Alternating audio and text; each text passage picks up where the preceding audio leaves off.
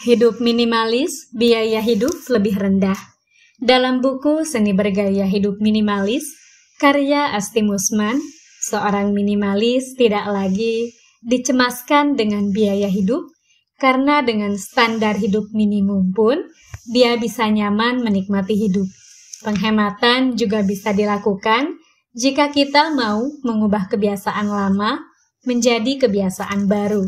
Kita juga bisa tetap melakukan hidup minimalis dengan tetap melakukan hal yang kita sukai. Mudah bukan?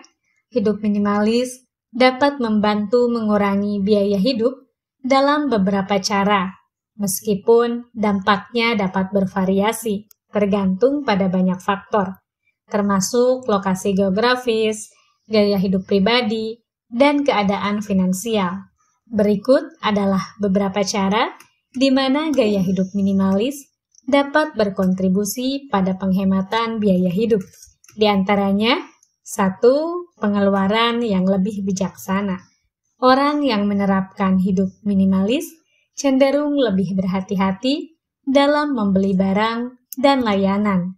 Mereka mempertimbangkan kebutuhan sebenarnya sebelum memutuskan untuk membeli sesuatu yang dapat menghindarkan pembelian impulsif dan pengeluaran yang tidak perlu.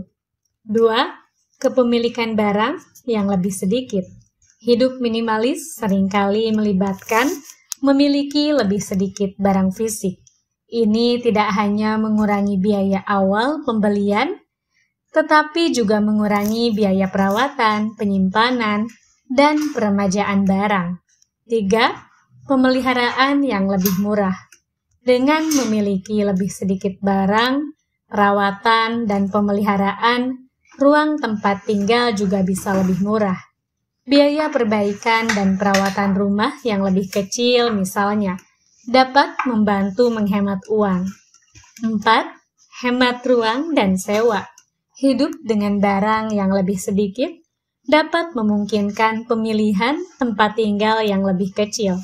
Ini dapat mengurangi biaya sewa atau hipotek, serta biaya utilitas yang terkait dengan rumah yang lebih besar. 5. Konsumsi energi yang lebih efisien, tempat tinggal yang lebih kecil, dan penggunaan barang yang lebih sederhana seringkali dapat mengurangi konsumsi energi. Ini dapat menghasilkan penghematan pada tagihan utilitas seperti listrik dan air. 6. Pengelolaan keuangan yang lebih baik. Hidup minimalis melibatkan pengelolaan keuangan yang lebih bijaksana. Orang yang menerapkan minimalisme seringkali lebih sadar akan anggaran mereka dan ini dapat membantu dalam mengelola uang dengan lebih efektif. 7. Pengurangan kewajiban keuangan. Minimalisme juga dapat berdampak pada pengurangan kewajiban keuangan seperti hutang dan cicilan, dengan fokus pada kebutuhan dasar dan pengurangan pengeluaran yang tidak penting.